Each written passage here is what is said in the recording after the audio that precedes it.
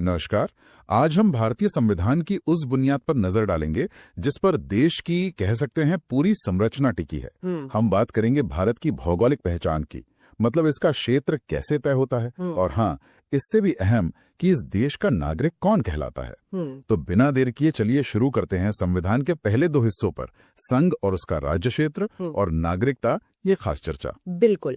संविधान का जो पहला भाग है वो हमें एक तरह से देश का नक्शा दिखाता है कि भारत की जमीन कहाँ तक है, और फिर दूसरा भाग वो ये तय करता है कि इस जमीन से किसका वास्ता है, मतलब कौन यहाँ का नागरिक है। ये दोनों मिलकर ही भारत की पूरी अवधारणा को परिभाषित करते हैं। तो संविधान की शुरुआत कैसे होती है? अनुच्छेद 1 क्या कहता है इस बारे में? हाँ, देखिए, अनुच्छेद 1 बहुत स्पष्ट रूप से कहता है इंडिया अर्थात भारत राज्यों का संघ होगा। यहाँ दो बातें खास हैं। पहली, देश के नाम संविधान सभा में बहस हुई और फिर इंडिया और भारत दोनों नामों को स्वीकार किया गया। और दूसरी, देश का स्वरूप ये राज्यों का संघ है, यानी यूनियन ऑफ स्टेट्स। ये राज्यों का संघ वाली बात थोड़ी और समझाएंगी? मतलब ये अमेरिका जैसे देशों से अलग कैसे है? हाँ, ये संघ शब्द ये बहुत महत्वपूर्ण है। ये अमेरिका जैसी फेडरेशन व्यवस्था से आप कह सकते हैं अलग है। भारतीय संघ जो है वो राज्यों के बीच किसी समझौते का नतीजा नहीं है। अच्छा। और इसीलिए राज्यों को इस संघ से अलग होने का कोई अधिकार नहीं है। भारत एक अखंड इकाई है। जबकि अमेरिका में क्या है कि राज्य एक समझौते के तहत साथ आए थे, तो सैद्धांतिक तौर पर उनके पास अलग होने का विकल्प या अपने अलग झंडे रखने जैसी चीजें हो सकती हैं। भारत में ऐसा बिल्कुल नहीं है। यहाँ केंद्र मजबूत है और देश अविभाज्य है। और हाँ, अनुच्छेद 1 ये भी बताता है कि भारत का राज्य क्षेत्र, टेरिटरी ऑफ इंडिया, उसमें क्या क्या शामिल है। मतलब राज्यों के क्षेत्र जो पहली अनुसूची में दिए गए हैं, फिर केंद्र शासित प्रदेश, यूनियन टेरिटरीज, और वो अन्य क्षेत्र जिन्हें भारत सरकार भविष्य में हासिल कर सकती है। ठीक है, तो ये तो हुआ कि भारत क्या है, लेकिन क्या संसद भारत में नए राज्यों को शामिल कर सकती है, या जो राज्य पहले से हैं उनकी सीमाओं या नाम में बदलाव कर सकती है? हाँ, बिल्कुल। इसके लिए संविधान में अनुच्छेद 2 और 3 है। अनुच्छेद 2 संसद को ये अधिकार देता है कि वो कानून बनाकर संघ में नए राज्यों को शामिल कर सकती है या नए राज्य स्थापित कर सकती है। ये उन क्षेत्रों के लिए है जो पहले भारत का हिस्सा नहीं थे, और इसके लिए राष्ट्रपति की पूर्व सिफारिश जरूरी होती है। अच्छा, जैसे कोई उदाहरण? हाँ, इसका एक बहुत अच्छा उदाहरण है सिक्किम। सिक्किम पहले भारत का हिस्सा नहीं था, एक संरक्षित राज्य था, प्रोटेक्टोरेट। फिर 1974 में 35th संशोधन से इसे पहले एक सह राज्य, एसोसिएट स्टेट बनाया गया, जिसके लिए अनुच्छेद 2A जोड़ा गया था। लेकिन अगले ही साल 1975 में 36th संशोधन से अनुच्छेद 2A हटाकर सिक्किम को भारत का 22वां पूर्ण राज्य बना दिया गया। ये अनुच्छेद 2 की शक्ति का प्रयोग था। अच्छा, और जो राज्य पहले से भारत का हिस्सा है उनमें बदलाव कैसे होते हैं? जैसे उत्तराखंड उत्तर प्रदेश से अलग होके बना। हाँ, वो अनुच्छेद 3 के दायरे में आता है। अनुच्छेद 3 संसद को शक्ति देता है कि वो भारत के भीतर किसी मौजूदा राज्य का क्षेत्र बढ़ा या घटा सकती है, उसकी सीमाएं बदल सकती है या फिर उसका नाम बदल सकती है। इसके लिए भी राष्ट्रपति की पूर्व सिफारिश जरूरी है। राष्ट्रपति उस प्रस्ताव को संबंधित राज्य विधानमंडल के पास उनका विचार जानने के लिए भेजते हैं। लेकिन वो मानना जरूरी नहीं है? नहीं, संसद उस विचार को मानने के लिए बाध्य नहीं है। यानी राज्यों की सीमाओं के मामले में केंद्र के पास काफी ज्यादा शक्ति है। बिल्कुल, ये भारत के संघीय ढांचे की एक खासियत है, जहाँ केंद्र राज्यों की तुलना में ज्यादा शक्तिशाली है। खासकर इस मामले में राज्यों की सीमाओं को बदलने के लिए उनकी सहमति अंतिम नहीं होती। उत्तर प्रदेश से उत्तराखंड का बनना या बिहार से झारखंड, मध्य प्रदेश से छत्तीसगढ़, ये सब अनुच्छेद 3 के तहत ही हुआ है। यहीं पर राज्यों के पुनर्गठन का सवाल भी आता है। आजादी के समय का भारत और आज का भारत, नक्शा तो काफी बदल गया है। ये कैसे हुआ? हाँ, ये बहुत जटिल प्रक्रिया थी, इसमें कोई शक नहीं। आजादी के समय ब्रिटिश भारत के प्रांत तो थे ही, उनके अलावा 550 से ज्यादा देशी रियासतें थीं। उनका भारत में विलय करना एक बहुत बड़ी चुनौती थी। इसमें सरदार पटेल और वीपी मेनन की भूमिका तो खैर निर्णायक रही। हाँ, सुना है। ज्यादातर रियासतें स्वेच्छा से शामिल हो गईं, लेकिन कुछ में दिक्कतें आईं, जैसे हैदराबाद, जैसे पुलिस कार्रवाई ऑपरेशन पोलो से शामिल किया गया, जूनागढ़ में जनमत संग्रह हुआ और जम्मू कश्मीर का विलय पत्र के द्वारा हुआ। अब विलय के बाद राज्यों की अंदरूनी सीमाओं को तय करने की चुनौती थी और भाषा के आधार पर राज्यों की मांग बहुत जोर पकड़ रही थी। लेकिन शुरुआत में शायद सरकार इसके पक्ष में नहीं थी। सही कहा, शुरुआत में एसके धर आयोग बना 1948 में, फिर जेवीपी समिति बनी, जवाहरलाल नेहरू, वल्लभ भाई पटेल, पट्टाभी सीतारमैया, इन्होंने भाषाई आधार पर पुनर्गठन का विरोध किया। इनका मानना था कि प्रशासनिक सुविधा को प्राथमिकता देनी चाहिए, देश की एकता ज्यादा जरूरी है। लेकिन ये मांग तो मानी गई आखिरकार। हाँ, आंध्र प्रदेश के गठन के बाद ये हुआ। पोटी श्रीरामुलु जी ने तेलुगु भाषियों के लिए अलग राज्य की मांग को लेकर 56 दिन का अनशन किया और उनकी मृत्यु हो गई। उसके बाद काफी जन आंदोलन हुआ और दबाव में अक्टूबर 1953 में मद्रास प्रेसिडेंसी से अलग करके तेलुगु भाषियों के लिए आंध्र प्रदेश बनाया गया। ये भाषा के आधार पर बना पहला राज्य था। इसके बाद सरकार ने फिर फजल अली की अध्यक्षता में राज्य पुनर्गठन आयोग बनाया 1953 में ही। इस आयोग ने 1955 में अपनी रिपोर्ट दी और भाषा को राज्यों के पुनर्गठन का मुख्य आधार मान लिया। लेकिन एक बात और कही कि एक भाषा एक राज्य का सिद्धांत ठीक नहीं है। मतलब भाषा एक आधार हो पर राष्ट्रीय एकता, वित्तीय और प्रशासनिक व्यवहार्यता भी देखी जाए। अच्छा, मिला जुला रुख था। बिल्कुल। और इसी आयोग की सिफारिशों पर राज्य पुनर्गठन अधिनियम 1956 बना और साथ ही 7वां संविधान संशोधन भी हुआ। 1 नवंबर 1956 को 14 राज्य और 6 केंद्र शासित प्रदेश अस्तित्व में आए और उसके बाद भी ये प्रक्रिया चलती रही। जैसे 1960 में बॉम्बे से महाराष्ट्र और गुजरात बने, 1966 में पंजाब का पुनर्गठन हुआ, पूर्वोत्तर में नए राज्य बने। ये सब अनुच्छेद 3 के तहत ही संभव हुआ। लेकिन एक और अहम सवाल है, क्या अनुच्छेद 3 के तहत भारत अपनी जमीन किसी दूसरे देश को दे सकता है? नहीं, ये बहुत महत्वपूर्ण बिंदु है। 1960 में एक मामला आया था, बेरुबारी संघ मामला। उसमें सुप्रीम कोर्ट ने ये साफ कर दिया था कि अनुच्छेद 3 सिर्फ देश के अंदर राज्यों की सीमाओं में फेरबदल की इजाजत देता है। ये संसद को भारत का कोई क्षेत्र किसी विदेशी देश को सौंपने का अधिकार नहीं देता। अच्छा, ऐसा करने के लिए संविधान में अनुच्छेद 368 के तहत संशोधन करना जरूरी है। हाँ, ठीक है। इसीलिए शायद वो बेरुबारी क्षेत्र पाकिस्तान को देने के लिए 19वां संशोधन हुआ था और हाल में बांग्लादेश के साथ भूमि अदला बदली के लिए 100वां संशोधन 2015। बिल्कुल सही, यही फर्क है। अनुच्छेद 4 भी यही कहता है। अनुच्छेद 4 क्या कहता है कि अनुच्छेद 2 नए राज्य जोड़ना या अनुच्छेद 3 मौजूदा राज्यों में बदलाव के तहत अगर कोई कानून बनता है, भले ही उससे पहली अनुसूची राज्यों की सूची या चौथी अनुसूची राज्यसभा सीटों का आवंटन में बदलाव हो, उसे संविधान संशोधन नहीं माना जाएगा। यानी उसे साधारण बहुमत से पास किया जा सकता है। हाँ, उसे संसद साधारण बहुमत से पास कर सकती है।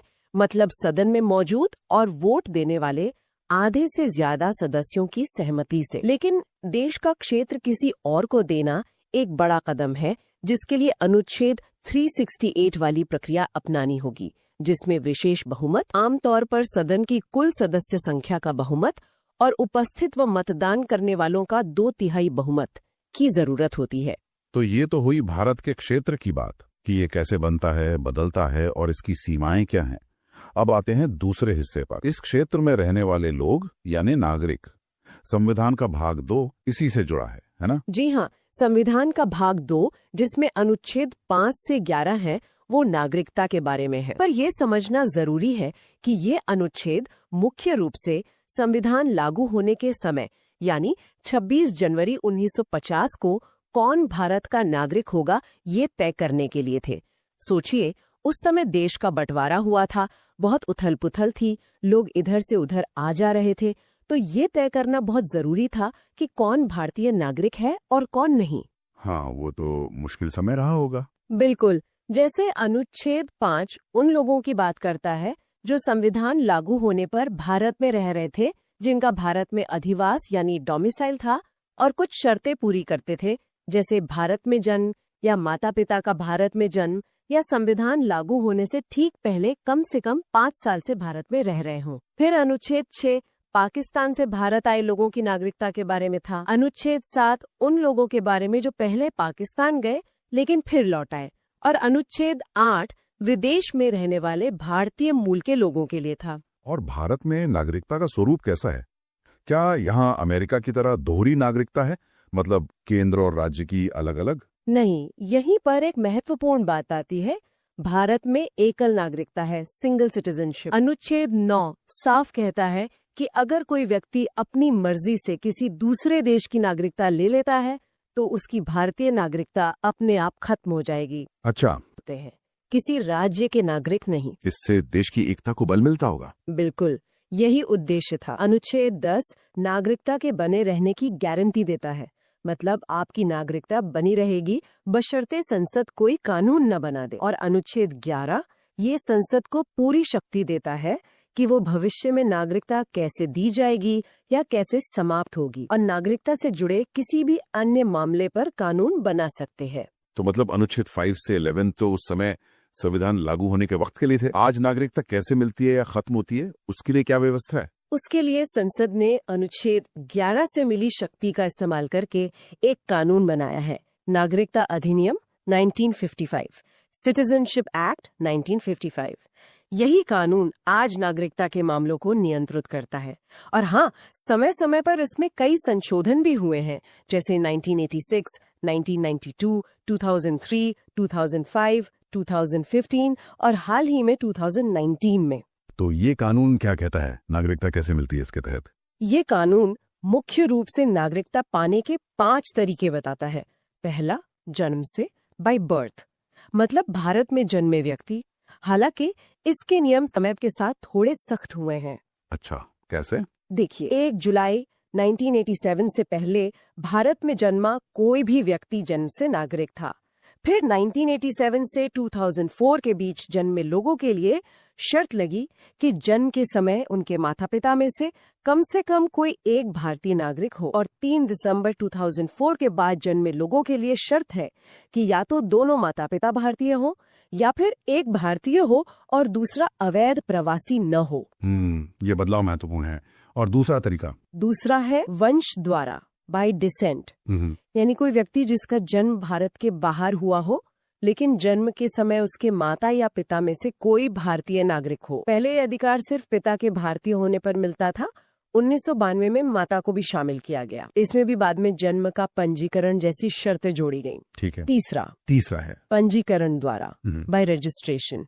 ये कुछ खास श्रेणियों के लोगों के लिए है, जैसे भारतीय मूल के व्यक्ति जो कुछ समय से भारत में रह रहे हों, या कोई व्यक्ति जिसने भारतीय नागरिक से शादी की हो और आवेदन से पहले 7 साल भारत में रह चुका हो वगैरह। चौथा है देशीकरण द्वारा, बाय नेचुरलाइजेशन। ये उन विदेशी नागरिकों के लिए जो भारत में नागरिकता चाहते हैं। इसके लिए कुछ शर्तें हैं, जैसे वो भारत में एक लंबी अवधि, आमतौर पर कुल मिलाकर 12 साल, जिसमें आवेदन से ठीक पहले 1 साल लगातार रहना शामिल हो, तक रहे हो, उनका चरित्र अच्छा हो, संविधान की 8वीं अनुसूची में शामिल किसी एक भाषा का उन्हें ज्ञान हो और वो अपने देश की नागरिकता छोड़ने की घोषणा करें। और पांचवा है क्षेत्र समाविष्ट होने पर, बाय इनकॉर्पोरेशन ऑफ टेरिटरी। मतलब अगर कोई नया इलाका भारत में शामिल होता है तो भारत सरकार अधिसूचना जारी करके वहां के निवासियों को भारत का नागरिक घोषित कर सकती है, जैसे गोवा या सिक्किम के मामले में हुआ। अच्छा, तो ये तो हुए नागरिकता पाने के तरीके। और नागरिकता छीनी कैसे जा सकती है, ये खत्म कैसे होती है? हाँ, नागरिकता अधिनियम 1955 में नागरिकता समाप्त होने के भी 3 तरीके बताए गए हैं। पहला है स्वेच्छा से त्याग, रिनंसिएशन। कोई भी वयस्क भारतीय नागरिक घोषणा करके अपनी नागरिकता छोड़ सकता है। अगर वो ऐसा करता है तो उसके नाबालिग बच्चों की नागरिकता भी खत्म हो जाती है, हालांकि वो 18 साल के होने पर वापस आवेदन कर सकते हैं। दूसरा है बर्खास्तगी, टर्मिनेशन। ये तब होता है जब कोई भारतीय नागरिक जानबूझकर अपनी मर्जी से किसी दूसरे देश की नागरिकता ले लेता है। जैसे ही वो ऐसा करता है, उसकी भारतीय नागरिकता अपने आप खत्म हो जाती है, क्योंकि भारत में दोहरी नागरिकता की इजाजत नहीं है।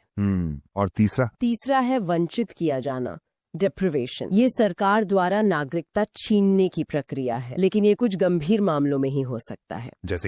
जैसे अगर किसी ने धोखाधड़ी करके नागरिकता हासिल की हो, या उसने संविधान के प्रति अनादर दिखाया हो, या युद्ध के दौरान दुश्मन देश के साथ गैर कानूनी रूप से संपर्क रखा हो या उसकी मदद की हो, या फिर अगर किसी व्यक्ति को पंजीकरण या देशीकरण से नागरिकता मिली है और उसके 5 साल के अंदर ही उसे किसी देश में 2 साल या उससे ज्यादा की कैद की सजा हो जाए। इन आधारों पर सरकार नागरिकता छीन सकती है। समझ गया। अब हाल ही में नागरिकता कानून में एक काफी चर्चित संशोधन हुआ था, नागरिकता संशोधन अधिनियम CAA 2019, उसके बारे में कुछ बताएंगे? हाँ, नागरिकता संशोधन अधिनियम 2019, जिसे CAA कहते हैं, वो दिसंबर 2019 में संसद द्वारा पारित किया गया था। इसका मुख्य उद्देश्य पाकिस्तान, बांग्लादेश और अफगानिस्तान से इन 3 देशों से धार्मिक उत्पीड़न के कारण भारत आए 6 अल्पसंख्यक समुदायों के लोगों को भारतीय नागरिकता देने की प्रक्रिया को आसान बनाना। कौन से 6 समुदाय? हिंदू, सिख, बौद्ध, जैन, पारसी और ईसाई। शर्त यह है कि ये लोग 31 दिसंबर 2014 या उससे पहले भारत आ गए हों। इस कानून के तहत इन 3 देशों के इन 6 समुदायों के लोगों के लिए देशीकरण द्वारा नागरिकता पाने के लिए भारत में रहने की जो आवश्यक अवधि थी, उसे 11 साल से घटाकर 5 साल कर दिया गया है। अच्छा, यानी उन्हें अब कम समय भारत में रहकर नागरिकता मिल सकती है। हाँ, अगर वो 31 दिसंबर 2014 से पहले भारत आ गए थे और बाकी शर्तें पूरी करते हैं, तो 5 साल के निवास के आधार पर ही नागरिकता के लिए आवेदन कर सकते हैं। यहाँ ये ध्यान रखना भी महत्वपूर्ण है कि ये कानून संविधान की 6ठी अनुसूची के तहत जो संरक्षित आदिवासी क्षेत्र है, जैसे असम, मेघालय, मिजोरम, त्रिपुरा के कुछ हिस्से, और जिन राज्यों में इनर लाइन परमिट ILP व्यवस्था लागू है, उन पर लागू नहीं होता है। इस कानून पर काफी बहस भी हुई थी। जी हाँ, इस कानून के प्रावधानों, इसके दायरे और इसके संभावित प्रभावों को लेकर काफी सार्वजनिक बहस और विमर्श हुआ है। तो आज हमने संविधान के इन शुरुआती लेकिन बेहद महत्वपूर्ण हिस्सों को समझा। कैसे भारत की भौगोलिक सीमाएं तय होती हैं, उनका आधार क्या है, कैसे राज्यों का निर्माण और पुनर्गठन हुआ, और फिर कौन इस देश का नागरिक है, नागरिकता के नियम क्या हैं और वो समय के साथ कैसे विकसित हुए हैं। बिल्कुल। इसी विचार के साथ आज की ये चर्चा यहीं समाप्त।